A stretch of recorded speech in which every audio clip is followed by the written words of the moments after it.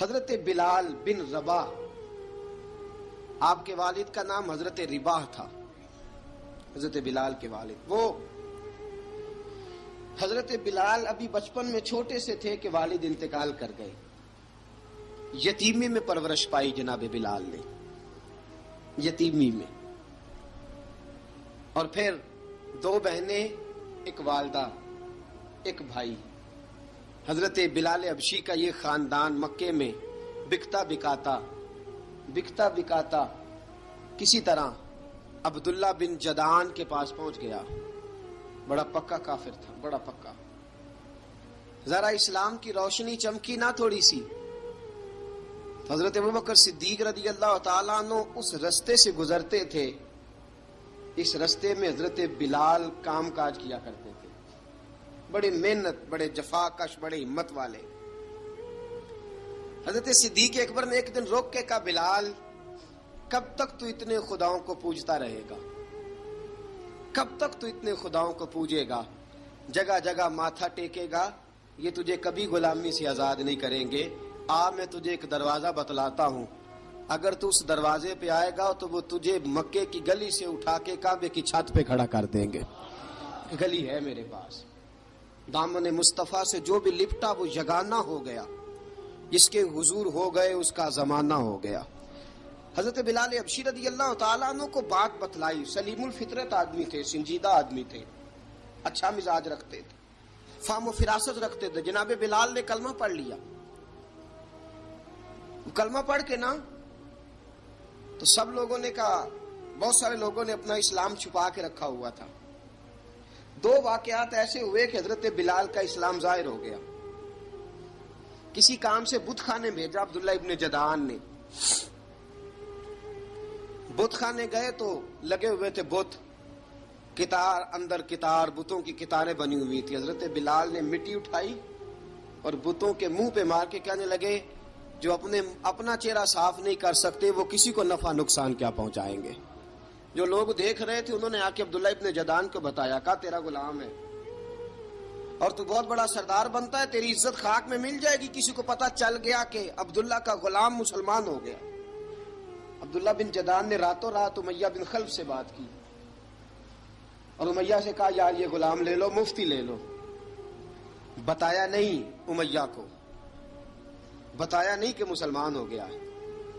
امیہ نے لے لیا۔ امیہ بڑا سخت آدمی تھا، بڑی طبیعت میں سختی پائی جاتی تھی، اللہ اکبر، لیکن یہ محبت اور عشق یہ چھپائے چھپتے نہیں، اور مسلمان اپنے اسلام کا اظہار کیے بغیر رہ سکتا۔ ایک واقعہ اور رونما ہو گیا، حضرت بلال پھر ظاہر ہو گئے۔ ہوا کیا؟ حضرت عمار بن یاسر رضی اللہ تعالیٰ عنہ، مکے کے سارے کافر کٹھے ہو کے غریب آدمی کو مار رہے ہیں، غریب آدمی کو۔ جب اندر انسان کے چور ہوتا ہے تو بڑا سے بڑا آدمی بھی بزدل ہو جاتا ہے۔ جب اندر چور بیٹھ جائے نا تو بڑے سے بڑا آدمی بزدل ہو جاتا ہے، اور جب اندر صفائی ہو تو غریب سے غریب آدمی بھی بہادر ہو جاتا ہے۔ حق پہ ہونا چاہیے، سچا ہونا چاہیے، پھر بہادر ہو۔ حضرت عمار بن یاسر رضی اللہ، ایک غریب آدمی، مکے کے سارے سردار مکے کے چوک میں کٹھے اور ایک دیوار کے ساتھ کھڑا کیا ہوا ہے حضرت عمار بن یاسر کو، اور کوڑے مار رہے ہیں، زور زور سے کوڑے حضرت عمار بن یاسر رضی اللہ تعالیٰ عنہ کے بدن پہ لگتے ہیں، وجود لہو لہان ہے۔ حضرت عمار بن یاسر کو پتا تھا کہ بلال بھی مسلمان ہو گئے، لیکن ان کا خیال تھا کہ یہ کسی کو بتلائیں نہ تو ہی بہتر ہے۔ امیہ بن خلف آیا، سخت دھوپ تھی، جب کوڑے مار مار کے تھک گیا نا، ابو جال نے بھی مارا، ابو لہب نے بھی مارا، ابو سفیان نے بھی مارا، ابو البختری نے بھی مارا، اخنس بن شریک نے بھی مارا۔ امیہ بن خلف کی باری آئی تو تھک گیا نا مار مار کے، اسے پتا تھا کہ بلال بڑا سخت آدمی ہے، جو کام بھی کہو بلال کر دیتا ہے۔ امیہ نے کہا بلال سے، کہا بلال ادھر آ۔ حضرت بلال گئے، کہا یہ کوڑا پکڑ اور اس کو مار۔ جناب بلال نے کوڑے کی طرف دیکھا، پھر حضرت عمار کی طرف دیکھا۔ جناب عمار نہ دیوار سے ذرا آگے ہوئے، تھوڑے سے کانپتی ٹانگوں کے ساتھ تھوڑے آگے ہوئے، اور حضرت بلال کے کان میں کہنے لگے، یار دو چار کوڑے مار لے، میرا کیا ہے، مجھے تو مار پاڑ ہی رہی ہے نا، چل تو نہ اب اظہار نہ کر بیٹھنا، دو چار کوڑے مار لے۔ حضرت سیدنا بلال حبشی نے نظر اٹھائی، جب پتا ہو نا کہ سامنے آگ ہے اس میں کودنا بڑا مشکل کام ہے، جب پتا ہو نا سامنے دریا ہے اس میں چھلانگ لگانا بڑا مشکل ہے، موت نظر آ رہی ہو تو اس طرف قدم اٹھتے نہیں۔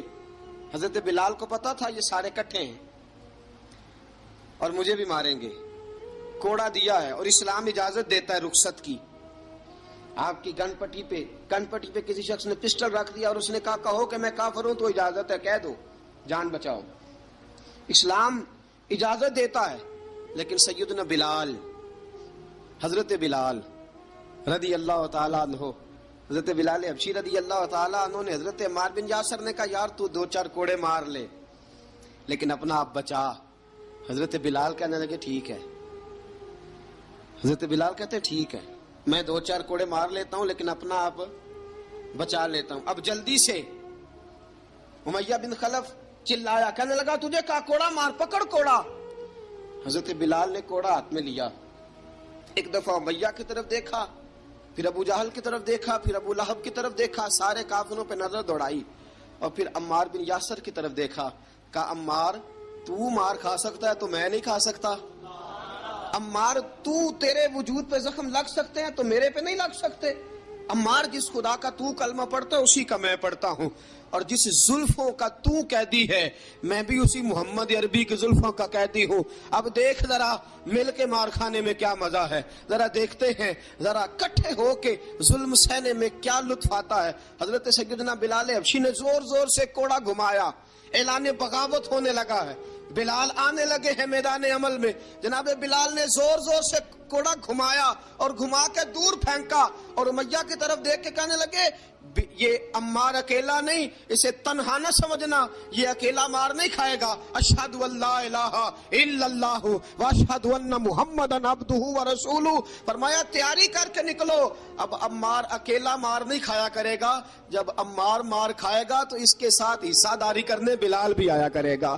حضرت بلال میدان عمل میں، اب کافروں پہ سناٹا چھا گیا۔ بلال تیری جرت، تیری یہ ہمت، تو انکار کرے، تیرا یہ چارہ، تیرے منہ سے یہ لفظ نکلے، ان الذین قالوا ربنا اللہ ثم استقاموا تتنزل علیہم الملائکہ الا تخافوا ولا تحزنوا وابشروا بالجنۃ التی کنتم توعدون۔ رب فرماتا ہے تم کہو میں نے اللہ کو مان لیا، رب کو مان کر پھر ڈٹ جانا، تمہاری دنیا مدد کرے نہ کرے اللہ تمہاری مدد کے لیے فرشتوں کا نزول فرما دے گا، لوگ مدد کرے نہ کرے اللہ کے فرشتے تمہاری مدد کریں گے۔ جناب سیدنا بلال نے اعلان کر دیا میں نہیں ماروں گا، ادھر آ ستمگر ہنر آزمائیں، تو تیر آزما ہم جگر آزمائیں، فرمایا کر لو تیاری آ جاؤ۔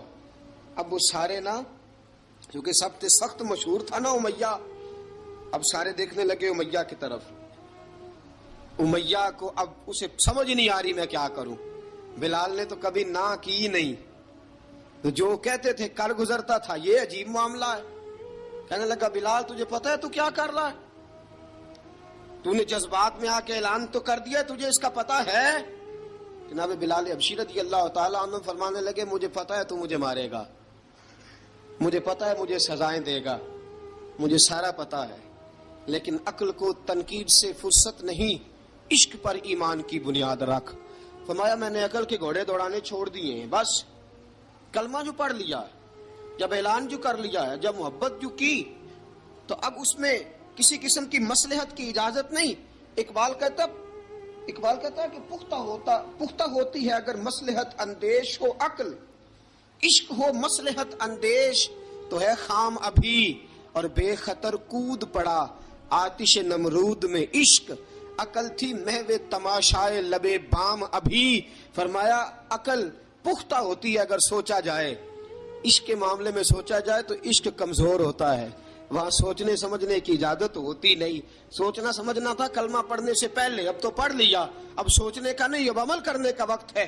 اب جناب بلال پر سختی شروع ہوئی، مارنا شروع ہوئے۔ کس کس انداز میں مارا؟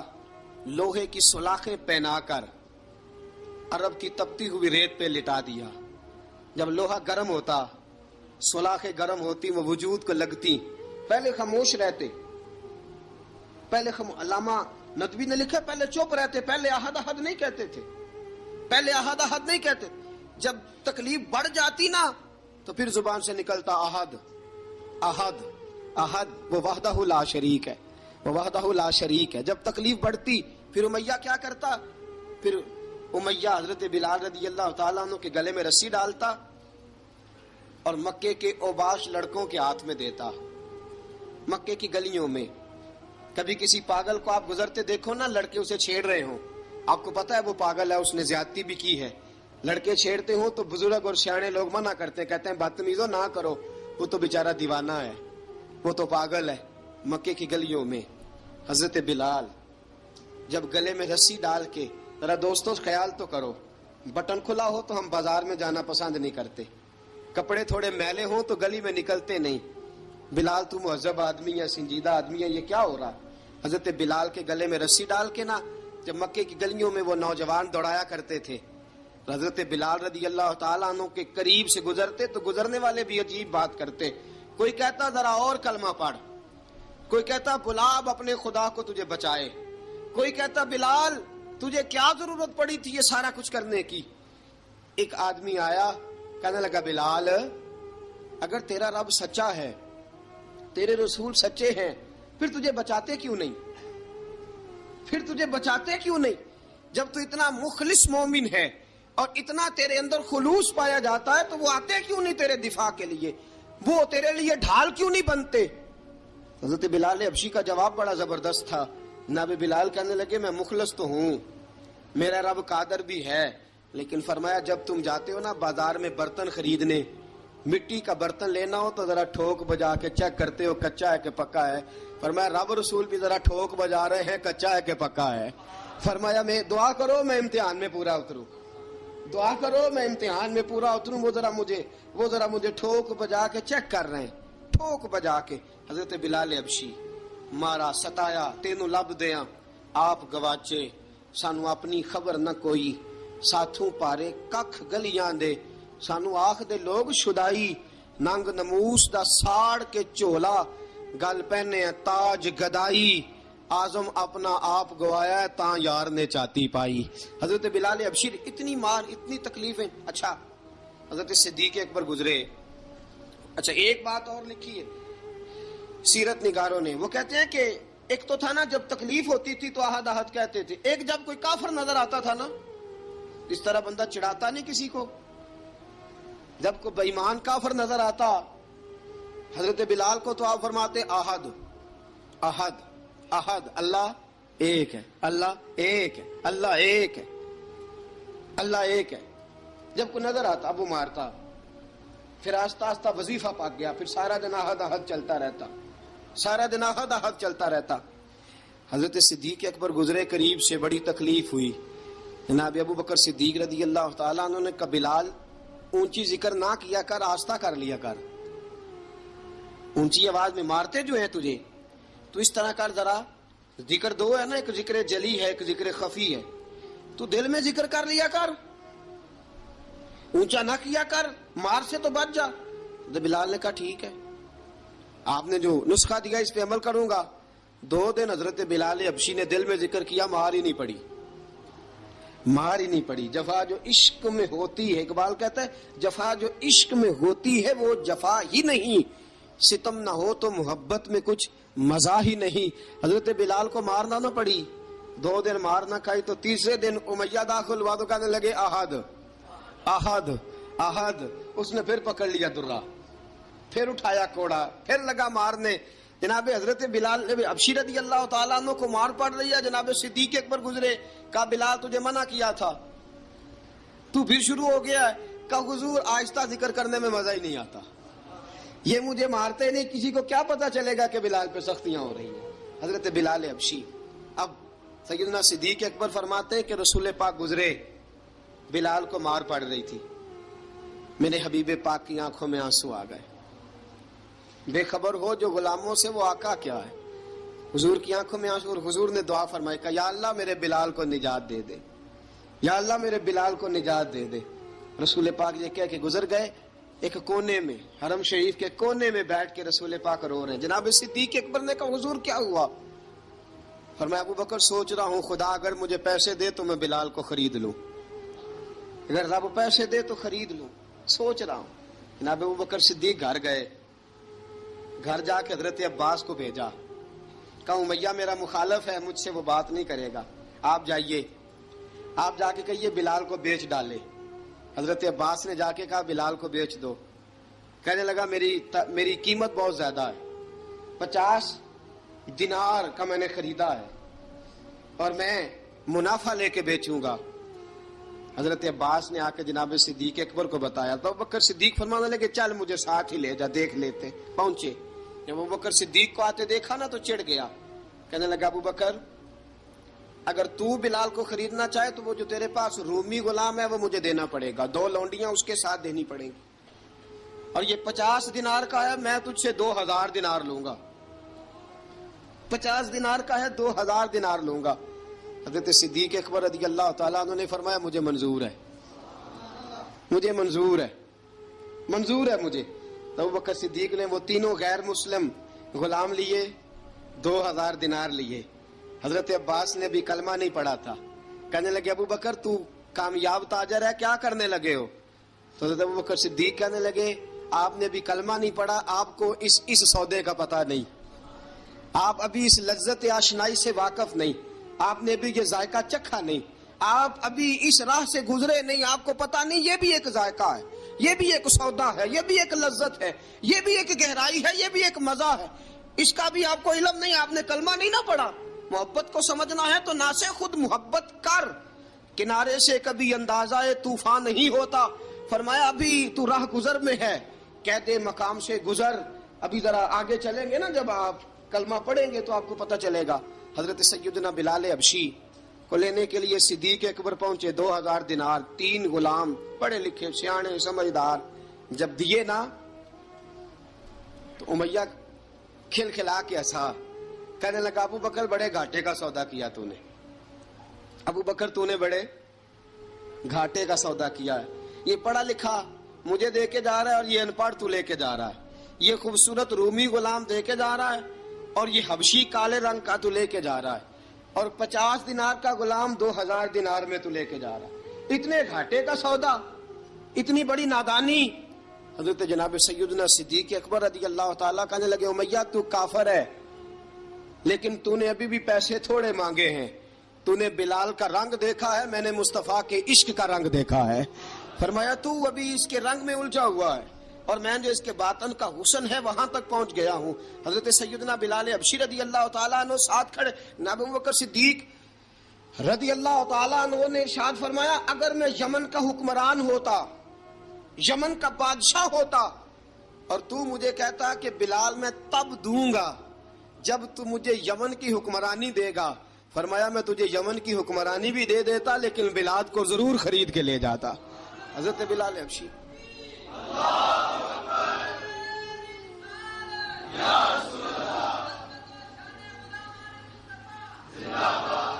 جناب سیدنا بلال حبشی، حضرت سیدنا ابو بکر صدیق فرماتے ہیں جب میں بلال کو لینے گیا تو حال پتہ کیا تھا؟ ادھر دیکھیے گا. فرماتے ہیں کہ ٹانگیں اوپر کر کے نا جس طرح آدمی رکوع میں بیٹھتا ہے اس طرح کر کے نا ٹانگیں، اور سر پھر زمین کو لگا کے اس طرح سجدے میں آپ جاتے ہیں، لیکن بالکل ٹانگوں کے ساتھ سر رکھ کے. فرماتے ہیں 4 بھاری چکیاں ریت پہ حضرت بلال تھے، ان کے اوپر چکیاں رکھی ہوئی تھی، اور فرماتے ہیں حضرت بلال تھوڑی تھوڑی حرکت کرتے تھے تو وہ چکیاں جسم کے ساتھ لگتی تھی نا، پارٹ ان کے. فرماتے ہیں زخم بن گئے تھے، خون نکلتا تھا. فرماتے ہیں میں نے وہاں سے جا کے حضرت بلال کو نکالا، پیسے دیے، لے کے آیا تو جناب بلال کہنے لگے جلدی جلدی چلو حضور کے پاس، ذرا جلدی جلدی چلو، در مصطفیٰ پہ جلدی کرو. تو جناب سیدنا بلال حبشی رضی اللہ تعالیٰ عنہ کے جواب میں حضرت ابوبکر صدیق کہنے لگے بلال جلدی نہ کر، جب میں آیا تھا تو حضور تیرے لیے آنسو بہا رہے تھے، اگر تجھے اس حالت میں زخمی دیکھیں گے تو میرے مصطفیٰ کو اور زیادہ رونا پڑے گا. تو میرے ساتھ گھر چل، میں تجھے کپڑے پہناتا ہوں، میں تیرے زخموں پہ پٹی کرتا ہوں. حضرت ابوبکر صدیق مزاج شناسائے نبوت تھے نا، فرمایا چل میرے ساتھ، میں ذرا تیری مرہم پٹی کر لوں، میں ذرا تیرا منہ دھو ڈالوں، میں ذرا تجھے کنگھی کر لوں، تو میرے ساتھ چل۔ جناب بلال فرماتے ہیں جب سے پیدا ہوا تب سے غلام تھا، کبھی کسی نے میرے کپڑوں کی فکر نہیں کی تھی، مجھے تو امیہ 4 دن روٹی نہیں دیتا تھا۔ فرماتے ہیں جب میں گیا ابو بکر کے ساتھ، ابو بکر صدیق نے ایک چٹائی بچھائی، صدیق اکبر چٹائی کے اوپر میرے ساتھ بیٹھ گئے۔ فرماتے ہیں ابو بکر نے تیل منگایا، وہ تیل میرے زخموں پہ، ابو بکر صدیق نے وہ تیل میرے سر پہ، میری داڑھی پہ، فرماتے ہیں پھر کنگھا کیا۔ پھر ابو بکر صدیق نے ایک جوڑا منگایا، وہ کپڑے مجھے پہنائے۔ ابو بکر صدیق نے پگڑی منگوائی، وہ پگڑی کھول کے میرے سر پہ بندھوائی۔ فرماتے ہیں ابو بکر نے مجھے تیار کیا، فرمایا تو آج جا رہا ہے در رسالت مآب پہ، در رسالت مآب پہ، آج تو پہنچ رہا ہے حضور کے دروازے پہ، بن کے جوگن مدینے نو جاواں گی میں، جو بیتی نبی نو سناواں گی میں۔ حضرت جناب سیدنا، اور وہ کسی شاعر نے تو بڑی شاندار بات کی، اس نے کہا بڑی امید ہے سرکار قدموں میں بلائیں گے، کرم کی جب نظر ہوگی مدینے ہم بھی جائیں گے، اگر جانا مدینے میں ہوا ہم غم کے ماروں کا، مکینے گنبد خضرا کو حال دل سنائیں گے۔ حضرت بلال حبشی رضی، ان کے دل میں بڑی امنگ تھی آج جاؤں گا در رسالت مآب پہ۔ ملا رومی لکھتے ہیں کہ جناب سیدنا صدیق اکبر نے سجایا سوارا، جناب بلال کے آنسو رکتے ہی نہیں۔ کہا باپ ہوتا ہے جو خدمتیں کرتا ہے، میں نے آنکھ کھولی تو باپ کا سایہ تو میں نے دیکھا ہی نہیں۔ اور فرمایا ماں تھی تو ماں جب بھی میں کام کر کے آتا تھا تو مجھے دیکھ کے میری اماں بس رو دیا کرتی تھی۔ 2-3 بہنیں تھیں، اور حضرت بلال فرمانے لگے ان بہنوں کو میں دیکھتا تھا تو وہ میرا حال دیکھ کے روتی تھی، اور جب وہ مجھے دیکھتی تھی تو میں رو دیا کرتا تھا۔ فرمایا ابو بکر میں نے تو یہ رنگ ڈھنگ دیکھے نہیں جو آج تو مجھے دکھا رہا ہے۔ جناب سیدنا صدیق اکبر رضی اللہ تعالیٰ عنہ بنا سوار کے نا حضرت بلال کا ہاتھ پکڑ کے سینے پہ رکھا، جناب بلال ہجکی لے کے روئے۔ حضرت ابو بکر صدیق نے فرمایا جتنا رونا یہاں رو لے، میں کائنات کے آنسو دیکھتا ہوں لیکن جب نبی کی آنکھوں میں آنسو دیکھتا ہوں تو دیکھے نہیں جاتے۔ فرمایا یہاں رو لے، حضور کے دروازے پہ جا کے تیری آنکھ میں آنسو نہیں آنا چاہیے، بہا جتنے آنسو بہا سکتا ہے۔ حضرت بلال حبشی بھی روئے، جناب صدیق اکبر بھی روئے۔ جب پہنچے نا دروازہ رسول پہ، حضرت سیدنا ابو بکر صدیق لے کے پہنچے، پابند کر دیا تھا نا حضرت بلال کو، بلال تو نے رونا نہیں، عشق ہوئے تے درد ہوئے تے ہائے نکلے، پھر کوئی نہیں رہندا جر کے۔ حضرت سیدنا بلال حبشی کو لے کے پہنچے در مصطفیٰ پہ، رسول اکرم صلی اللہ تعالی علیہ وسلم نے ایک نظر حضرت بلال پہ ڈالی، جناب بلال نے یوں آنکھ ملائی تو سر جھکا لیا، وعدہ کیا تھا نا رونا نہیں، سر جھکا لیا۔ اب دوسری نظر نبی کریم صلی اللہ تعالی علیہ وسلم نے جب اٹھائی نا حضرت ابو بکر صدیق کی طرف، تو حضور نے فرمایا صدیق تیرا شکریہ، ابو بکر اللہ تجھے جزا دے۔ جب رسول پاک کی زبان سے یہ لفظ نکلے تو جناب صدیق اکبر نے ہاتھ اٹھائے، یوں ہاتھ باندھے جب رسول پاک کے سامنے، تو سب سے زیادہ آنسو ابو بکر صدیق کے اپنے نکل گئے۔ کہا یا رسول اللہ میں غریب بے نوا، تو امیر حرم، تو کجا من کجا۔ کہا حضور یہ شکریہ کے لفظ، یا رسول اللہ میں کہاں اور آپ کا شکریہ کہاں۔ نبی پاک صلی اللہ علیہ وسلم نے فرمایا ابو بکر کاش تو تھوڑے سے پیسے میرے بھی ملا لیتا، بلال کو خریدنے میں میرا بھی حصہ ڈال لیتا، میں چاہتا تھا۔ ابو بکر پھر روئے، کہا یا رسول اللہ میرے پیسے کس کے ہیں؟ آقا میں بھی آپ کا، یہ بھی آپ کے۔ جناب سیدنا بلال حبشی رضی اللہ تعالیٰ عنہ کی طرف حضور نے دیکھا تو فرمایا بلال آ یار ذرا سینے سے تو لگ جا۔ اب حضرت بلال دوڑے، جب رسول پاک کے سینے سے لگے تو ایک جملہ میرے محبوب کی زبان سے، فرمایا بلال تو نے بڑی سختیاں برداشت کی ہیں، تجھے میرا اللہ ہی جزا عطا فرمائے گا، تو نے بڑے دکھ دیکھے ہیں۔ اب سیدنا بلال تڑپے، رسول پاک صلی اللہ تعالی علیہ وسلم بھی روئے۔ حضور نے اپنے ساتھ بٹھا لیا سیدنا بلال کو، حضور نے گھر پیغام بھیجا، فرمایا ختیجہ گھر میں کچھ ہے تو بھیجو، بلال آیا ہے۔ اب حضرت خدیجہ الکبریٰ اندر سے کیا آواز دیتی ہیں، کہتے ہیں حضور مبارک ہو، اللہ نے بلال کو آزادی عطا فرما دی۔ وفاشار بیوی اندر سے۔ اب حضرت سیدنا زینب رضی اللہ تعالیٰ عنہ، میرے محبوب کی شہزادی، چھوٹی سی عمر ہے، ایک برتن کے اندر کھجوریں لے کے آئیں، ایک برتن میں کھجوریں۔ اب لا کے جب کھجوریں رکھی نا تو سیدنا صدیق اکبر نے ہاتھ بڑھایا کھجوریں اٹھانے کے لیے تاکہ میں دوں. حضور نے فرمایا نہ ابو بکر، بلال پہلے دن آیا ہے، پہلے تو نے جتنی خدمت کرنی تھی تو گھر کر کے آیا، میری باری ہے. حضرت بلال حبشی فرماتے ہیں کائنات میں نے اتنا پیار کبھی دیکھا ہی نہیں تھا. 30 سال سے زیادہ میری عمر تھی، مجھے تو کبھی کسی نے پاس بٹھا کے کھانا کھلایا ہی نہیں. فرماتے رسول پاک سخت سخت کھجوریں سائیڈ پہ کرتے، اندر سے نرم کھجور نکالتے، اس کھجور سے تھوڑا سا چھلکا جدا کرتے، فرماتے پھر اس کو توڑتے، اس کے اندر سے وہ گھٹلیاں اتار کے حضور ایک سائیڈ پہ کرتے. وہ نرم کھجور رسول جب میری طرف بڑھاتے، حضرت بلال فرماتے ہیں بھوک تو بڑی تھی لیکن آج بھوک ساری بھول گئی تھی. آج مجھے یوں لگتا تھا جیسے میں زمین پہ نہیں عرش کی بلندیوں پہ بیٹھا ہوا ہوں. آج لگتا تھا کائنات کی ساری نعمتیں، ساری رحمتیں، سارا کرم، ساری عطا، سارا فضل، ساری عنایتیں میری جھولی میں گر گئی ہیں. فرماتے ہیں رسول پاک صلی اللہ تعالی علیہ وآلہ وسلم نے مجھے بڑے محبت سے بٹھایا، حضور علیہ السلام نے محبت سے کھلایا، دودھ پلایا. فرماتے بڑا پیار کر کے نا، تو جناب سیدنا صدیق اکبر نے کہا حضور بلال کی ڈیوٹی کیا ہوگی؟ حضور بلال کی ڈیوٹی کیا ہوگی؟ حضرت بلال کہنے لگے حضور میں فارغ رہنے کا تو عادی نہیں، میں تو جفا کش آدمی ہوں، محنت کرنے والا، ڈیوٹی کیا ہوگی؟ رسول پاک نے فرمایا بلال یہ میرا گھر ہے، آج کے بعد میرا نہیں یہ تیرا گھر ہے. فرمایا میں مصروف ہوتا ہوں تبلیغ کے کاموں میں، گھر کیا لانا ہے وہ تیری ذمہ داری ہے، کہاں سے لانا ہے وہ بھی تیری ذمہ داری ہے، پیسے کہاں سے آئیں گے میں تجھے بتلاؤں گا، کہاں لگانے ہیں تجھے ایک دفعہ بتاؤں گا، پھر تو لایا کرے گا، تو ہی لگایا کرے گا. فرمایا میرا پرسنل سیکٹری بن کے رہے گا، تو خاص مقام تجھے دیا جائے گا. حضرت سیدنا بلال حبشی رضی اللہ تعالی عنہ کو رسول اکرم صلی اللہ تعالی علیہ وسلم نے اس کام پر مقرر فرما دیا. میں یہ گزارش کر رہا تھا کہ حضرت بلال حبشی رضی اللہ تعالیٰ عنہ کو رسول پاک نے یہ ڈیوٹی عطا فرما دی.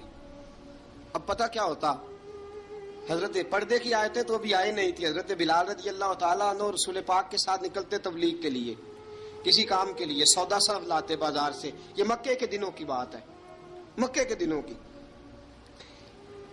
سودا صرف بازار سے لاتے. اب 4 بیٹیاں تھی حضرت خدیجہ الکبریٰ کی، گھر کے کام کاج ہوتے تھے، جب ذرا فارغ ہوتے دروازے پہ دستک دیتے. حضرت خدیجہ فرماتی بلال تو آ گیا ہے.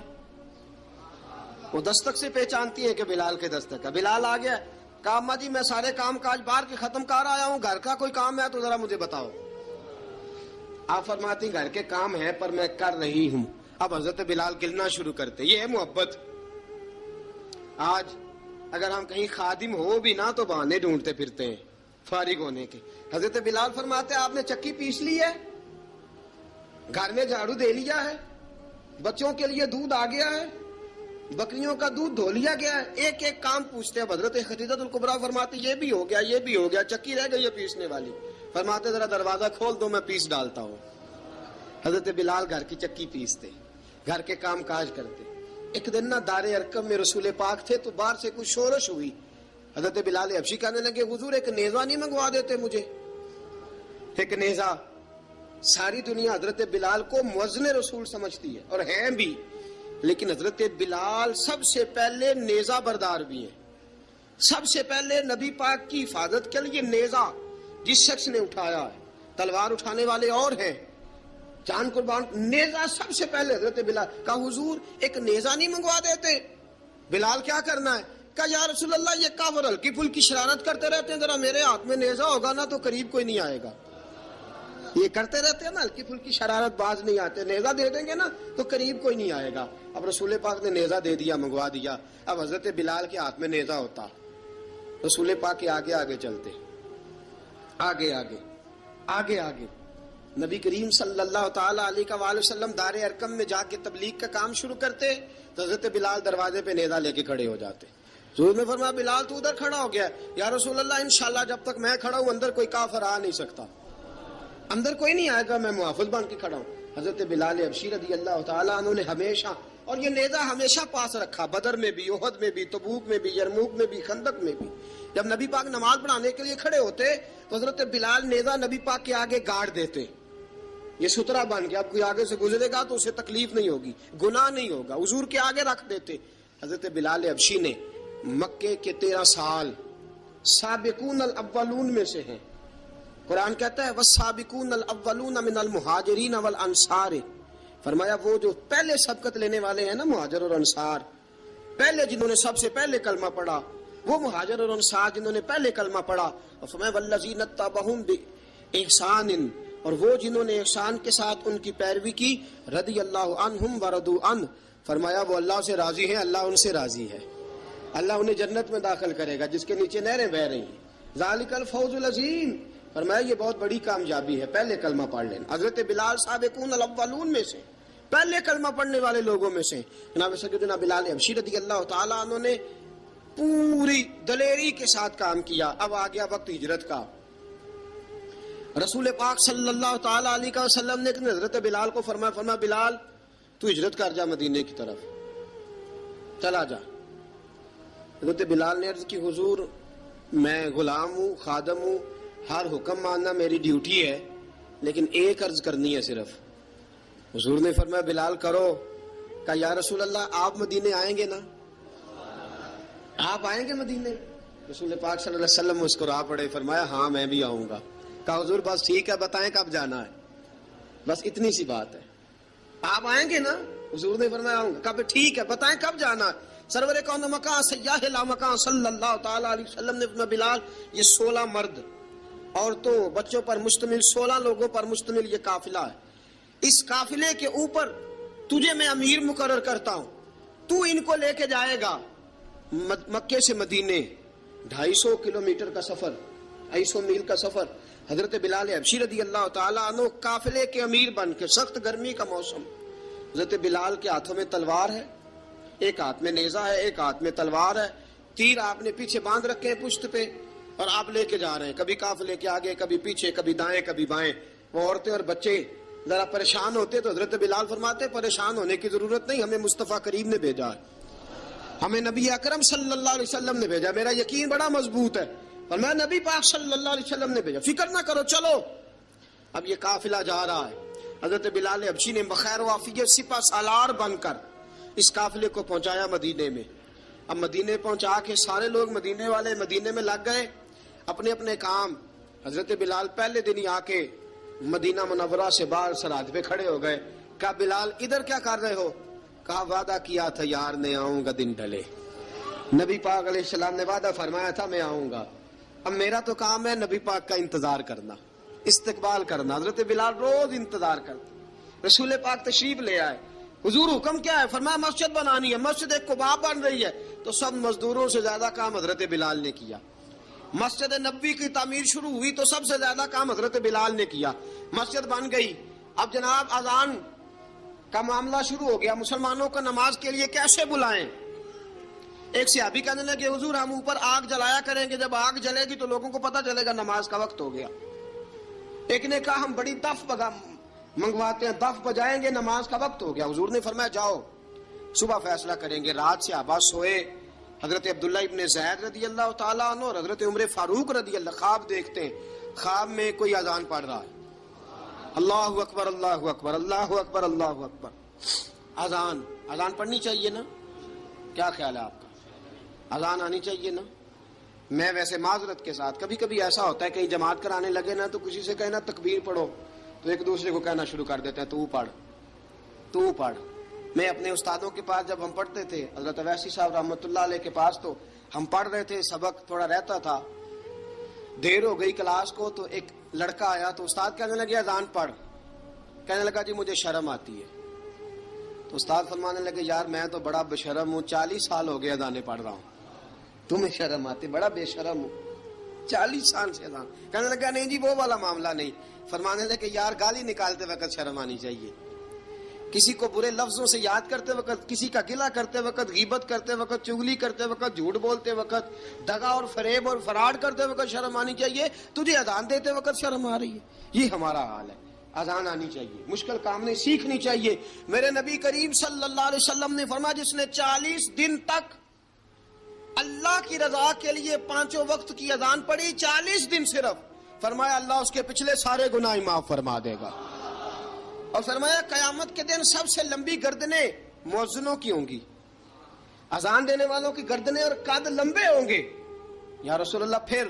فرمایا وہ لائن بنا کے جنت میں جائیں گے. فرمایا جب مؤذن جنت میں جا رہے ہوں گے تو سب سے آگے آگے میرا بلال ہوگا, سب سے آگے آگے مؤذنوں کا قائد اور لیڈر میرا بلال ہوگا, حضرت بلال حبشی رضی اللہ تعالیٰ عنہ. اب اذان کوئی کہنے لگا یہ کریں, کوئی کہنے لگا وہ کریں. اب حضرت عمر خواب دیکھتے ہیں, کوئی اذان پڑھ رہا. عبداللہ ابن زید خواب دیکھتے ہیں, کوئی اذان پڑھ رہا. اب جب یہ آئے آ کے سویرے حضور کو خوابیں سنائی, حضور اس طرح سے اذان پڑھی ہے. فرمایا جس طرح کی تمہاری خواب ہے نا, اسی طرح میرے اللہ کی رضا بھی ہے. حضور اذان پڑھے گا کون؟ فرمایا بلال پڑھے گا. حضرت بلال کی آواز میں لکنت تھی, اشہد نہیں کہتے تھے, اشہد کہتے تھے, لکنت تھی. حضور نے فرمایا بلال کا اشہد بھی اللہ اشہد بنا کے قبول فرماتا ہے. لوگوں نے کہا حضور بلال اذان پڑھے گا؟ حضور نے فرمایا انشاءاللہ یہی پڑھے گا. حضور نے حضرت بلال کو اب اصحاب صوفہ میں پڑھتے بھی تھے, باقاعدہ علم بھی حاصل کرتے تھے, نبی پاک کے پاس تعلیم حاصل کرتے تھے حضرت بلال حبشی. اب حضور نے فرمایا بلال یہ اذان کے لفظ ہیں, تو اذان پڑھا کرے گا. جناب بلال حبشی کو اذان سکھا دی اور رسول پاک صلی اللہ تعالی وسلم نے فرمایا چڑھ جا مسجد نبوی کے ساتھ مینارے پہ, چڑھ جا ایک کونے پہ اور چڑھ کے اذان پڑھ.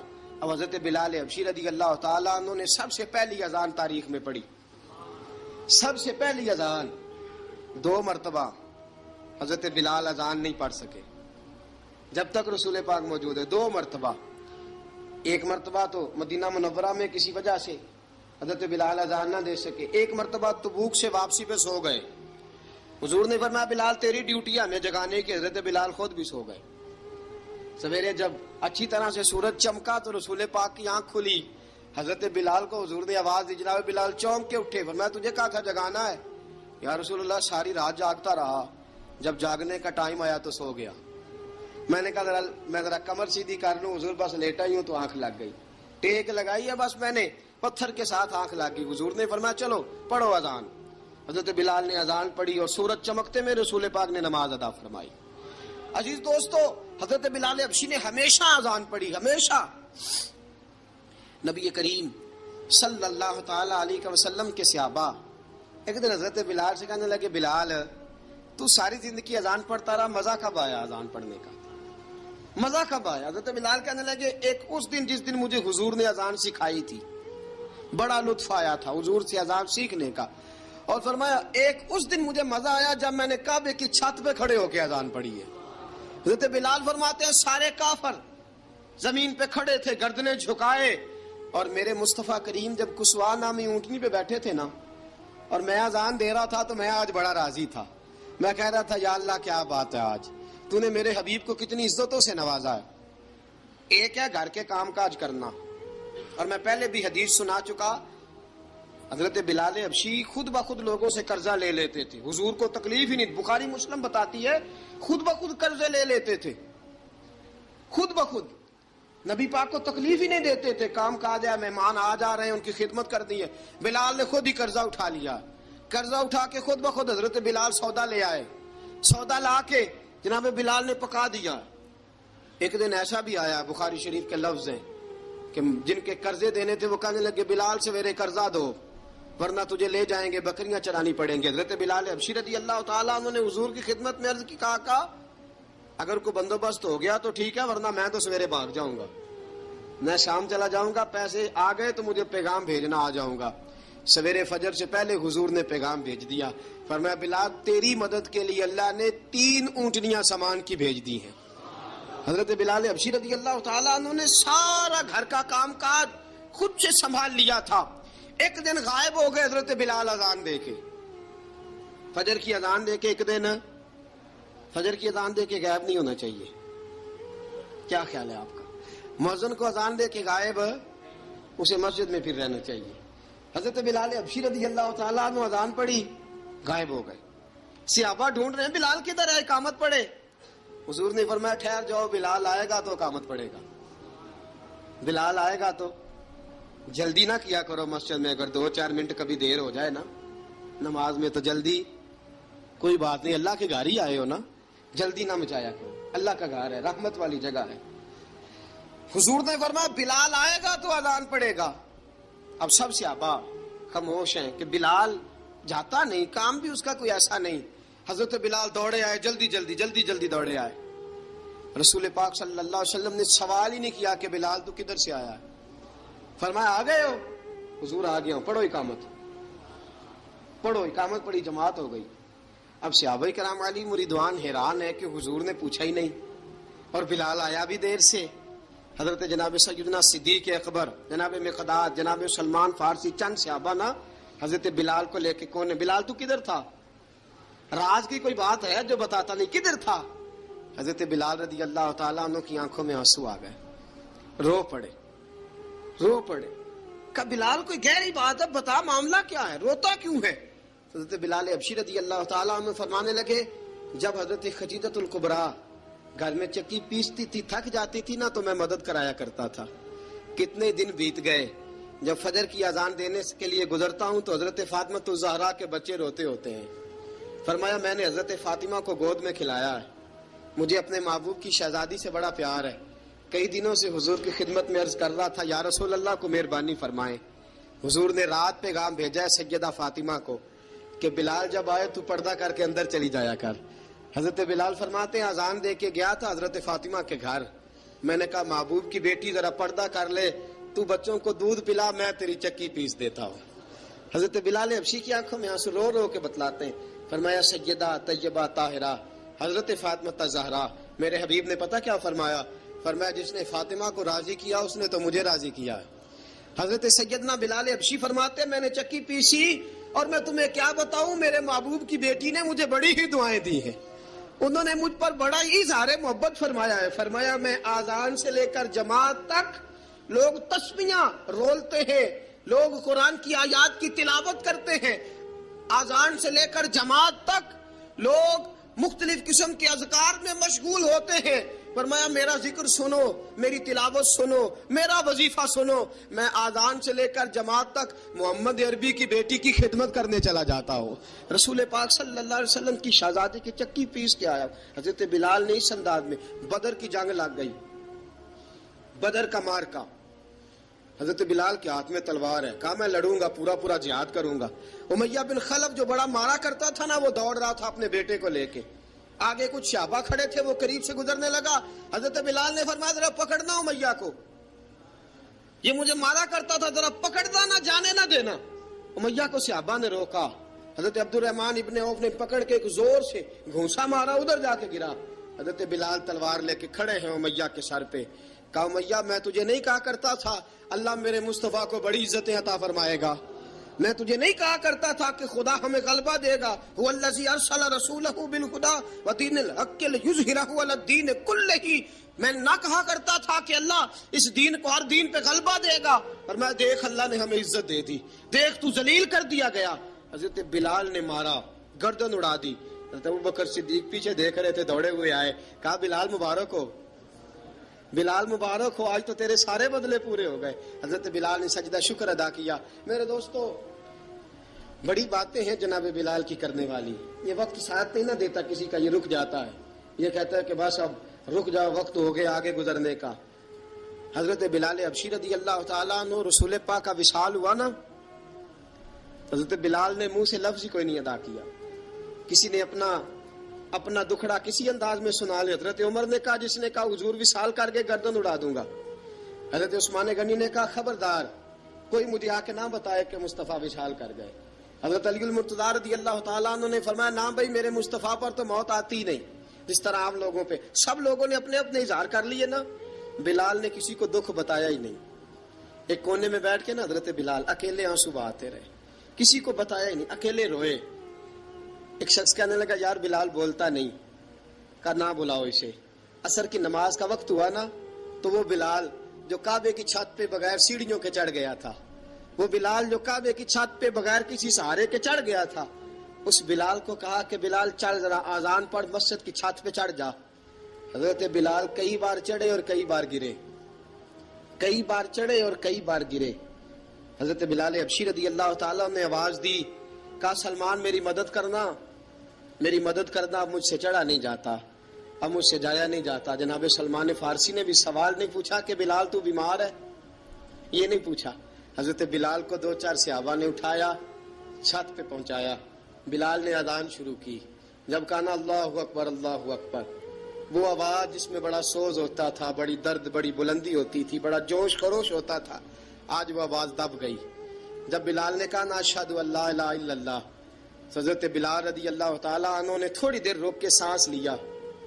جب کہا نا اشہد ان محمد الرسول اللہ، جو سارے چپ کھڑے تھے نا، ان میں سے ایک بابا رو پڑا جس کا نام ابو بکر صدیق تھا۔